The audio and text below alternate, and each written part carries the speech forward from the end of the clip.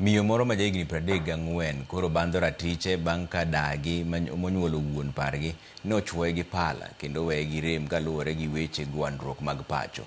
Millicent Atieno mawuok e gweng' ma Sombre e Kochia e kar chung' od bura mar Rangwe wacho ni ne omonje gi pala mochwoye e ode otieno mar tarik 2 dwe mokalo. Okoni achije ne omaki to nyaka sani ok ong'eyo gima omiyo pok otergi e doho. Komanda mar obila e sub county mar Rangwe Magdalene Chebet oyango ni wachno kendo singo ni gibro manyo ne ratiro ndalo ne duto te. Kochopo tarik 2 dwe mar 2 napo awinjo jomoko kadonjo ei ot. To ne ok ang'eyo ni gin jomage, pacha noparo ni gin nyithindo ma odno. Bang'e kokaw dakika mathis tapo ka gimako lweta, jomoko mako tienda.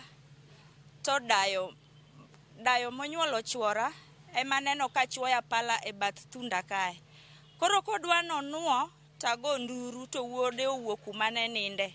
Wuode ni kowuok kuma ne ninde to gimako mana gi gocho ma wuode ni be gichwo bade gi pala. Adhi a report ka polis tarik 4 dwe mar 2 omako jogo Friday gotieno. Onyisa ni jogo nasemako lakini ok adwar ni miyo maduong' ni oninde ang'oa esel kendo giwuok gi cash bill masing 10,000. Koro nadwa mondo ayud raticha e gima notimore ni.